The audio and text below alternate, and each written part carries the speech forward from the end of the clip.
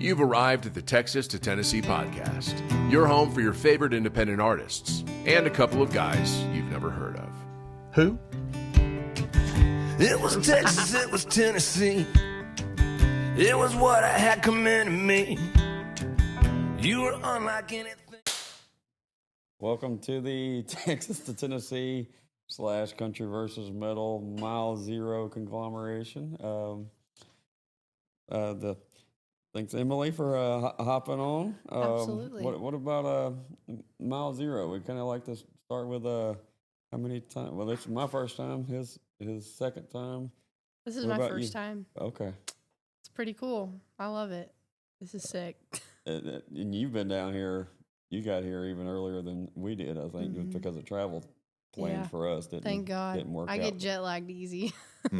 I was supposed to be here on Monday. That's what I was going to Yeah. say. Yeah. Yeah, us too. But I it didn't know, I work out heard. so well. But, Everyone was having issues. yeah. I had Yeah. an Uber from Miami.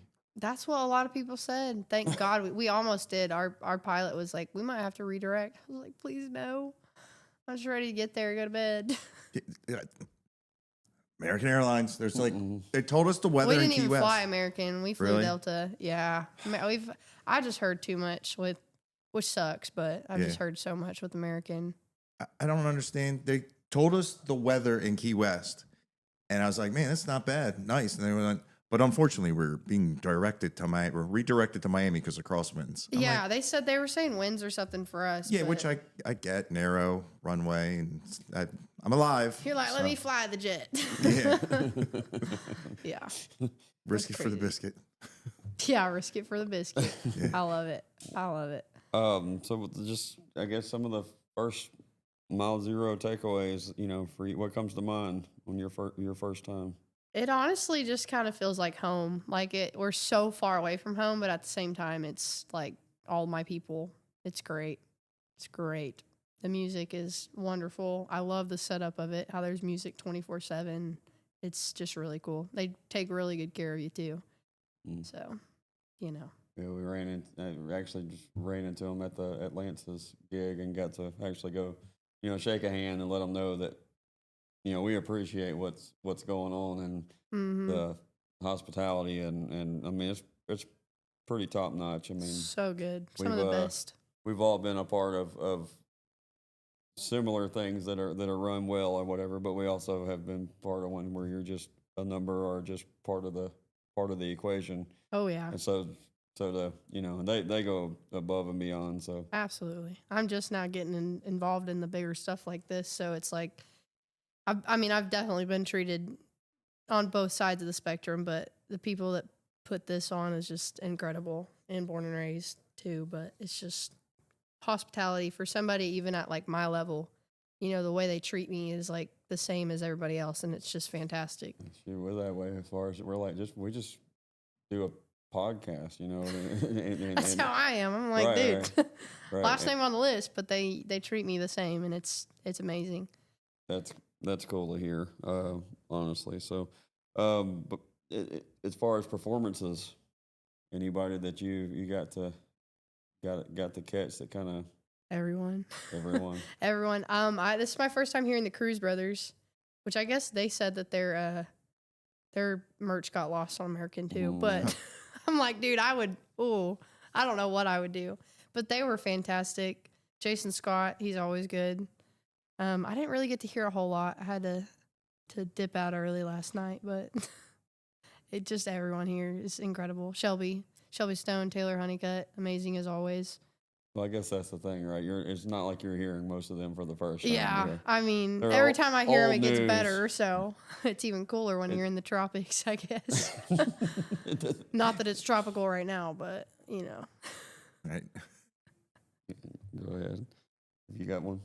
I guess with festivals like this and everything, do you prefer like the festival style or doing solo shows? Because does it get a little overwhelming?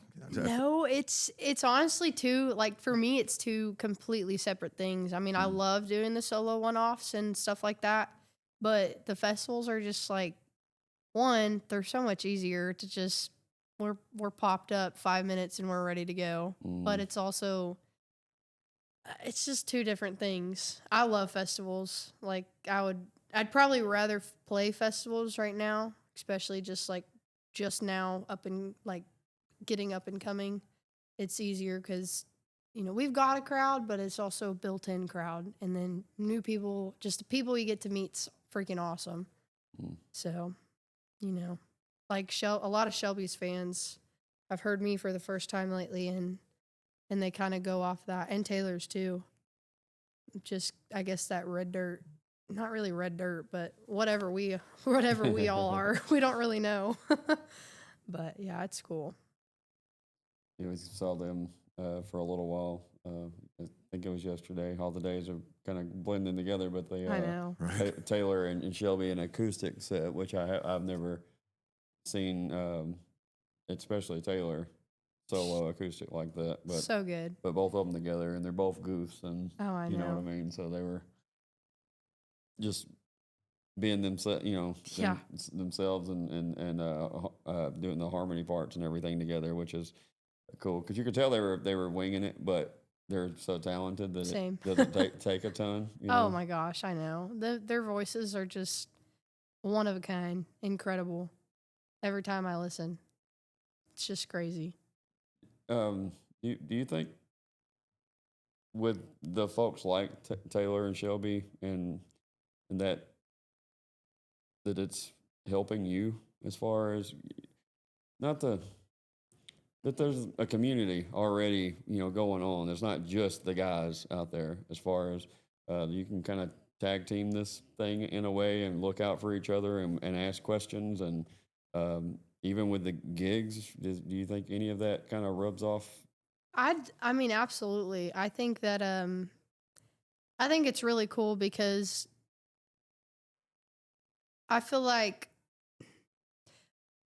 I wouldn't call myself girl country because I don't even really know why, but I'm more of like I don't know. I'm every genre under the sun, but Shelby and Taylor have more of that lower, deeper voices than girl country, quote unquote.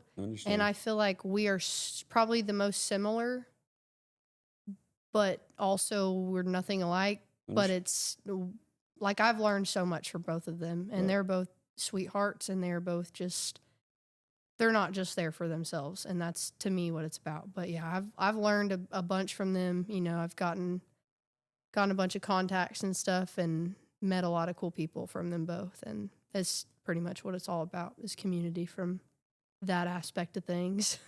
If that was what your question was. Even the business side of it and getting gigs or just helping you as far as there being some doors that might be open now because they're kind of they're doing their thing right now. Yeah. That may have been more difficult beforehand, which is, I mean, a lot of times music can be very guy centric, and they don't, they're busting down doors. Oh yeah. So they're burning it down with a rock and roll band. Oh yeah. Like you said, girl country. They're not doing that. They're a rock and roll band. We're all pretty not. I'd say, and I could be wrong, but I mean, we're not all very girly. We're all pretty. We get along with the boys pretty good. I have a Craftsman wrench tattooed on my side, so I like to tell people that whenever they say something about me being girly, I'm like, look at this.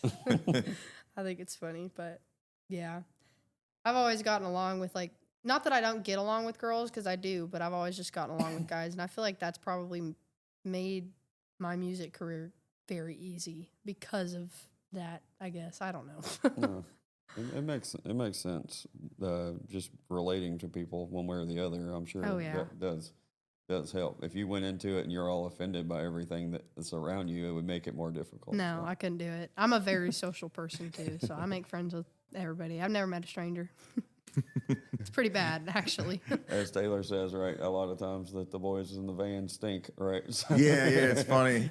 You have to be used to all of those things. Oh yeah. Yeah, she's like, I don't know why so many people want to go up and talk to them. And I didn't expect her to say that. And then they're listening too. And at the end, it was pretty funny when No filter. yeah, she was like, "Oh, you were listening?" They're like, "Yeah, said we smell. You know, that's not Like, cool. well, she's not Well, wrong. she ain't wrong. Yeah, That's right. yeah. They crack me up. Like I have like a thing with Teller's husband, Bucky. I give him a new guitar pick every time I see him. I don't know. And Tyler, he was like, I was like, I gave him a pick, and he was like, man, I really like this one. And I was like, I gave you that because I kind of didn't remember that either. I'm like, no, that I can tell that's mine by the wear of it, and because I gave, man, I think it was like a 6mm pick, and he's like, what am I gonna do with this? I said, I don't give it to you for like necessarily to use them, just to be like, oh yeah, you know. But it's I love that. yeah, I love that. I love their boys. yeah. Good people.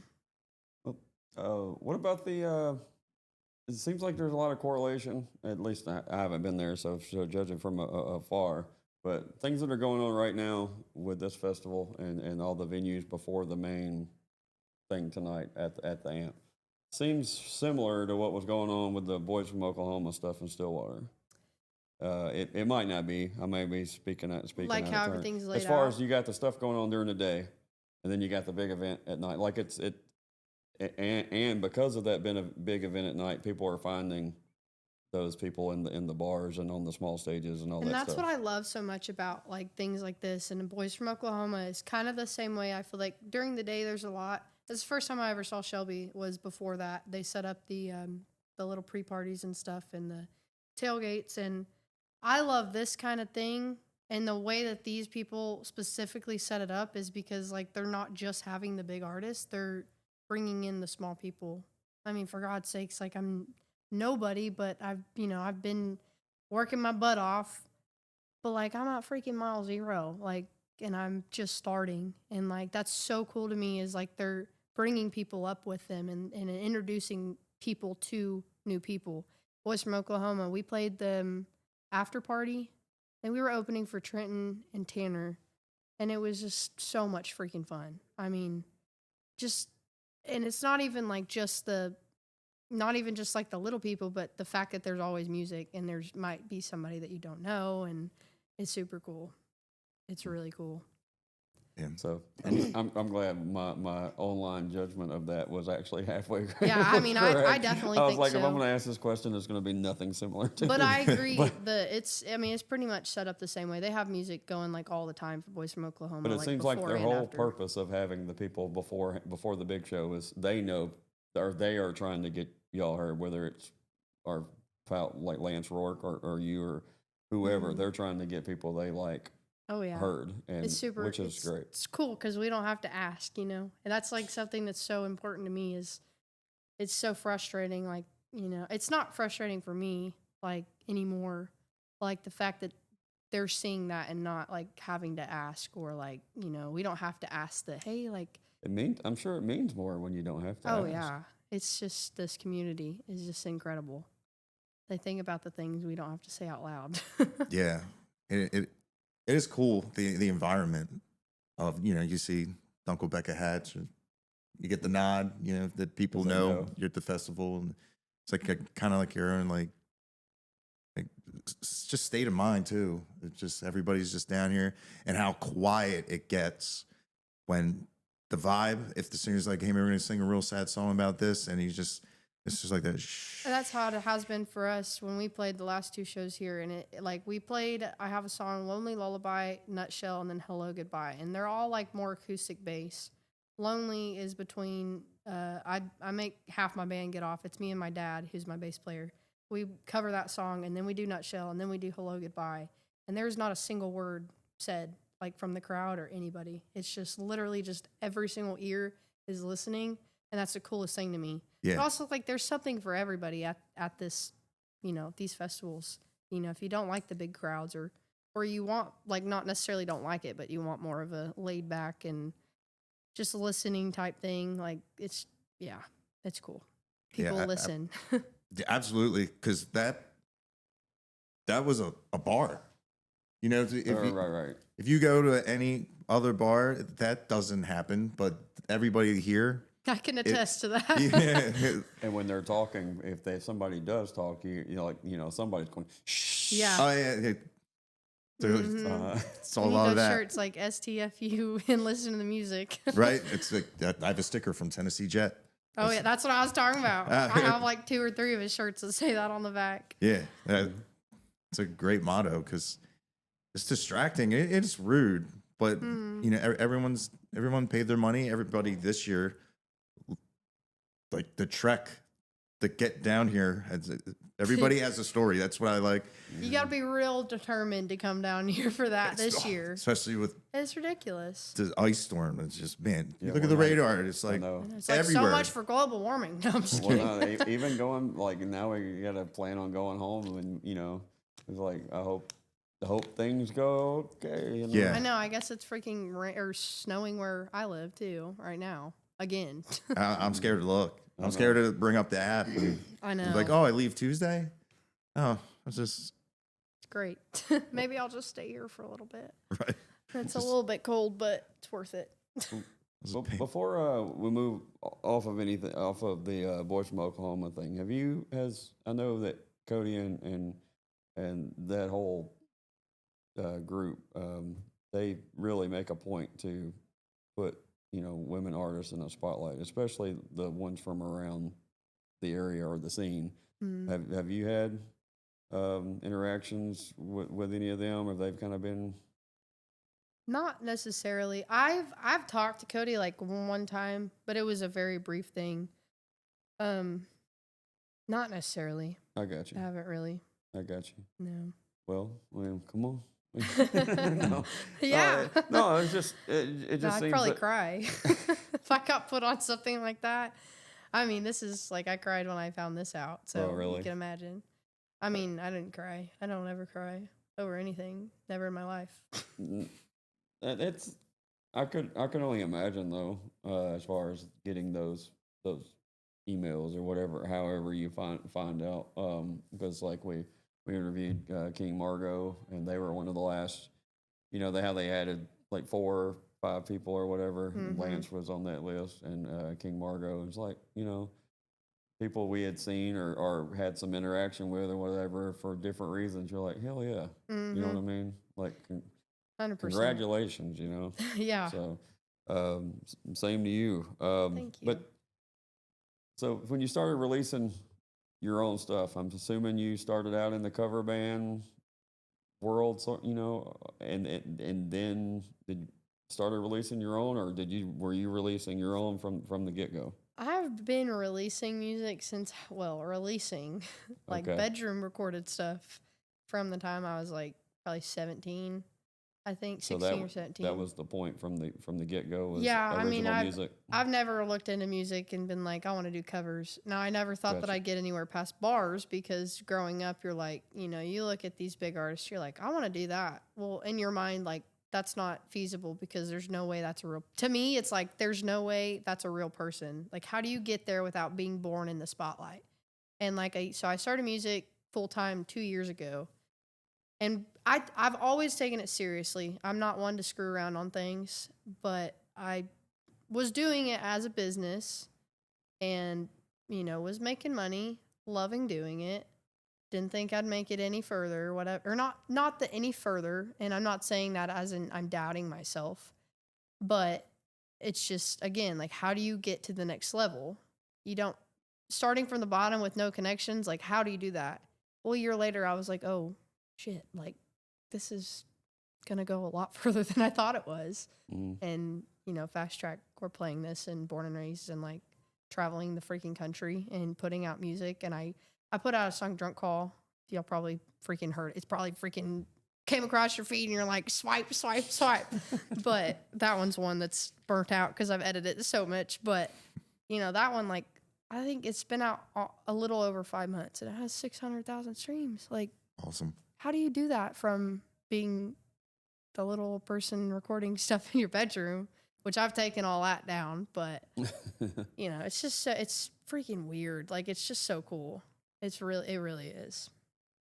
You definitely have a lot of fans. I've seen your name commented on my videos all the time when I was saying I'm going to Mile Zero Fest, and I was taking all the voices of like the lineup, and people were a lot of comments. If you go on the video, it's like you have to check Emily out. Thank you. That's freaking awesome. I love your videos. I watch them all the time. Oh, really? Oh yeah. It's been a little hard because stuff gets muted now, and like even the artists, they're like, "Hey, can you check this out? My stuff gets muted when I do my own music." I'm like, "Yeah, I have the same problem. It's weird." I get copyrighted all the time on my own songs. Yeah, it's so frustrating, like on my end and even on the artist end, because when I tell people, I'm like, even if you want to send me something, if you explaining like a show, that you have something you want to raise awareness, just send it to me. I'll post it, because right now, if I didn't have this, I'm like, I don't know what I can post now. Yeah, I know. Because it's weird. Like I don't want to like clip up your music, because like a good guitar player would be like, that's solo. Where's my solo? And I'm like, man, who am I to decide where to chop stuff up? It's a love-hate relationship. Trying to figure it out. Yeah. I try not to get on social media if I like don't have to post something.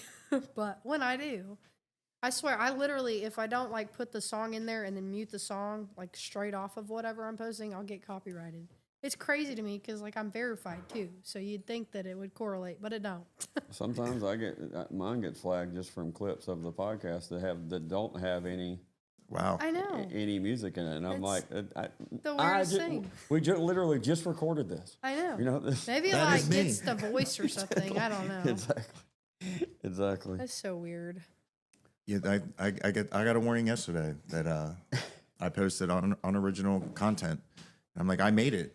Unoriginal? Yeah. What does that even mean? I don't know. They said we're not gonna put your stuff out, and I'm like, well. I mean, okay. I could see it if you're like literally screen recording somebody's thing and posting that exact screen recording. Yeah. But like. Do you remember when you started, especially when you started putting out music that you were that you're really proud of? Do you remember the first time somebody that's not friends and family listened to your stuff, like a stranger? I will say, it's pouring now. Sorry. Yeah. Great. I will say, I don't know if this is what you're asking, but we headlined Tulsa last year. It was our first headline show, like pretty much ever. We didn't play a whole lot in our first or second year. I think we played like maybe a mix of like 50 shows, which I play like over 200 a year because I do acoustic stuff. Wow. That's the moneymaker. But last year we did Strange in April. how that is, isn't it? Last year we did in April, and it was, hometown, but it was Tulsa. And we had quite a good turnout. But that's the first time I ever heard a crowd singing my song back to me. When I tell you I lost it, I had to turn around. Like, I'm literally about to tear up talking about it, but I literally turned around to my drummer and I was like, I can't do this. Like, it was crazy. Like, listening to the words that I wrote about something that was so, like, now, like, I black out, and this is going to sound weird, but I black out when I write songs sometimes. Like, I won't remember writing them because it's just the way that my brain works. Most of the time I do, or maybe I'm just, like, too hungover or something. But it's the craziest thing because I have this song called Angel, and I wrote the song. I think I had either just like went full time or whatever, but I've been with a guy for a long time and I broke up with him. He was my ex-fiance. I got with this other dude and I thought I was going to be something. Well, joke's on me because he was playing me, but I didn't know that because I'd never been with anybody else. Well, he like broke my heart the 2 weeks that I knew him. Well, then I was like, I want to write a song and name it after him. So I wrote Angel, and it's our song, but it was literally, that song was such a meaningful song for me. And then for other people to be able to relate, it's just like a year later from writing it, just blew my mind. Like just sitting on stage, listening to people, like a crowd of, 300 people singing that back to me was insane. It's not a lot, but it was huge for me.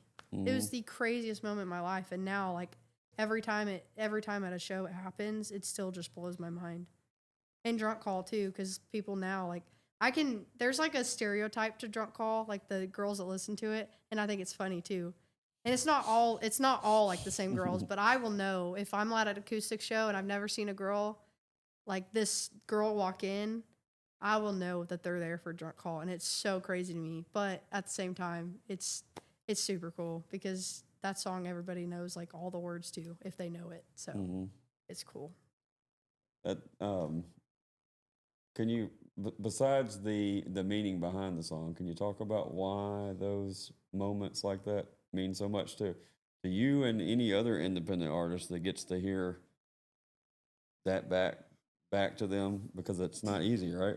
It's, I mean, one, it's like you're proud of yourself, but two, it's like, for me, I've always had amazing parents, but at the same time, you can only talk to your parents about so much, and to be able to put frustrations in a song and relay that back in lyrics and stuff, and people singing that back to you makes you feel like I'm being listened to, like in a weird way, because I've never been one that's like, nobody listens to me, but like it makes you feel like you're actually, like your emotions are being heard, I guess. Mm-hmm.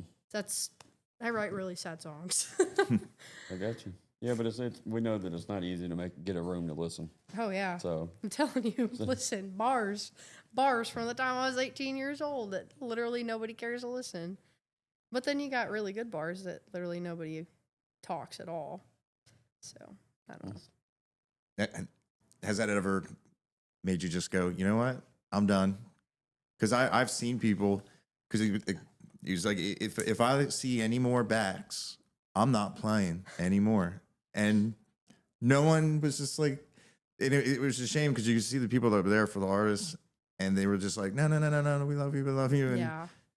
and he just said, I'm done.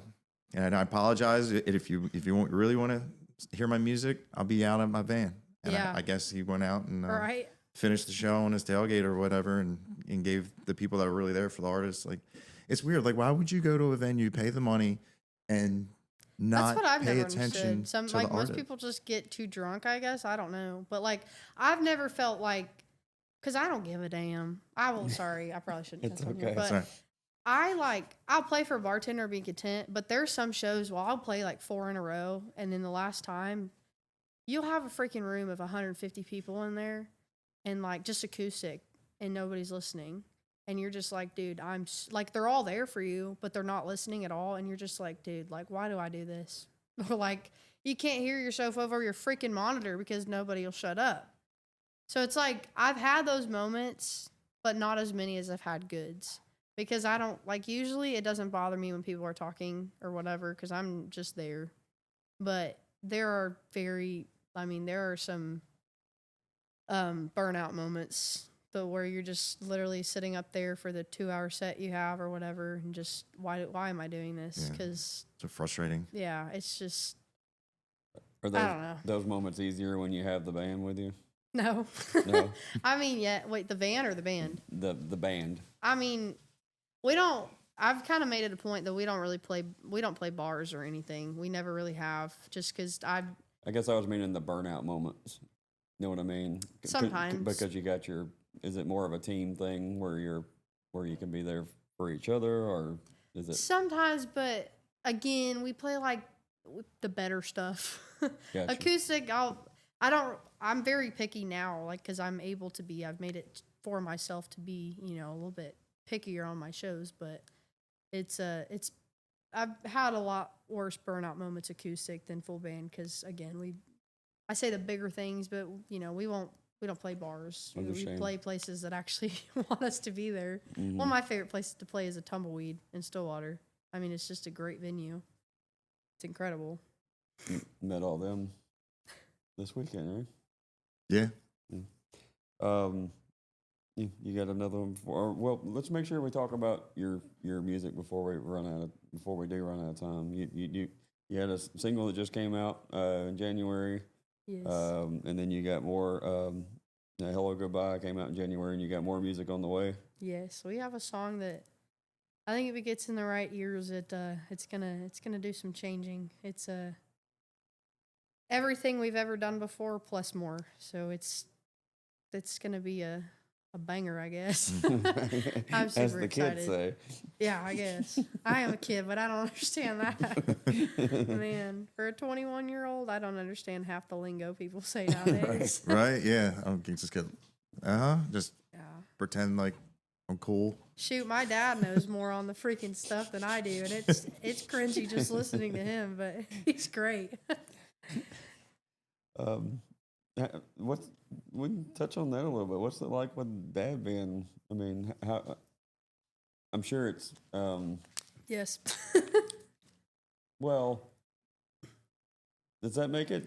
I mean, I'm sure it helps in a lot of different ways, right? Having somebody that you know is in your corner, and instead of being someone that you just paid for the gig. Oh yeah, my whole band. I've probably one of the luckiest people alive. I swear. I've had my band for over 2 years now. A couple days ago now.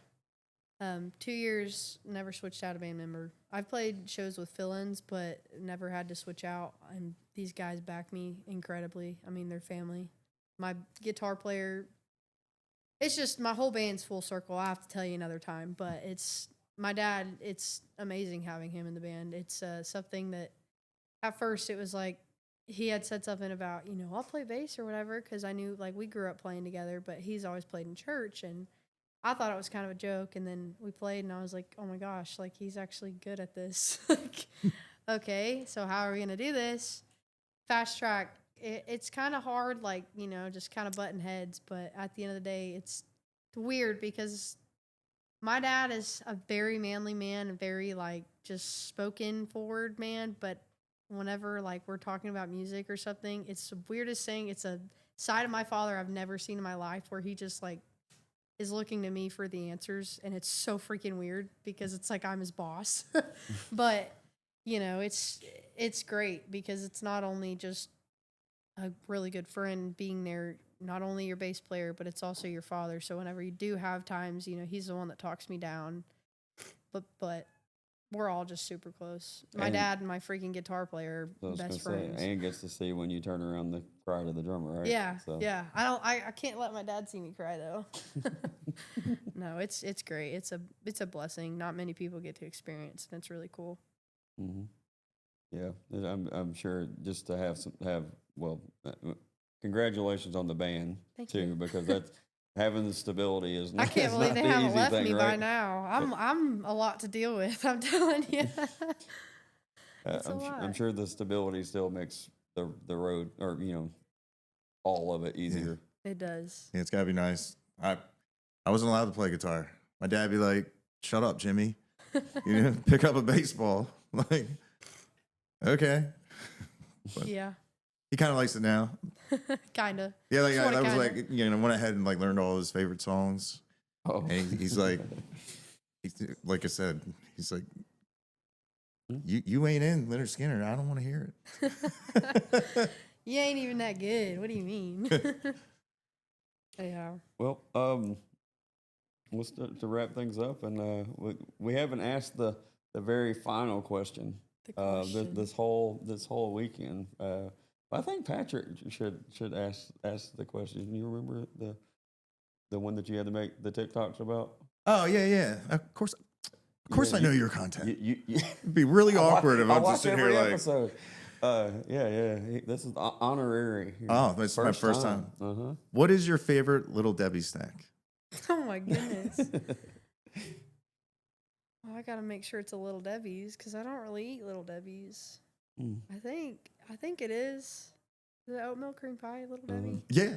Okay, thank God, because that was gonna be embarrassing. And Patrick knows it is an oatmeal cream pie now. Yeah, those. I don't But eat that's stuff like that. I don't either, but that's the one thing I will. Okay. I don't really eat like sweets, but Yeah. I Yeah. ate all of them. I made a video I did trying them all of them. I did on my first Christmas tree the other day, or Little Debbie Christmas tree. It was good, I don't. but it's not. Somebody got them for us this October. I think it was Yes. Brenda. I didn't have one. Yeah. I'm like, I've never had one in my life until the other night. It's pretty good. They look, they look pretty. Yeah, That's a show that needs to happen sometime. Adara Kay and you. I love her. That'd be I haven't seen her badass. in forever. Yeah, we just saw her at October. She's Really? like been one of my favorites. Oh, I love her. She's good. She's good people. Absolutely, yeah. Very talented too. Well, Powerhouse. if you don't follow Emily on all of the socials, please make sure you do. We'll put the links in all the bios of where all this stuff is posted. When you're and wherever you stream your music, hit the follow button and go see a show. Go see any independent guys in music that rolls through your town. Make sure you go and see a show, buy some merch, let them know that you like what's going on. Go talk to them. Like we talked to Hood earlier. He was I like, love "Yes, making please friends. come up and say something And you know? listen. Don't avoid us." Mm-hmm. So, That's the best part. Making new friends. thanks for the time. Yeah, thank you. You.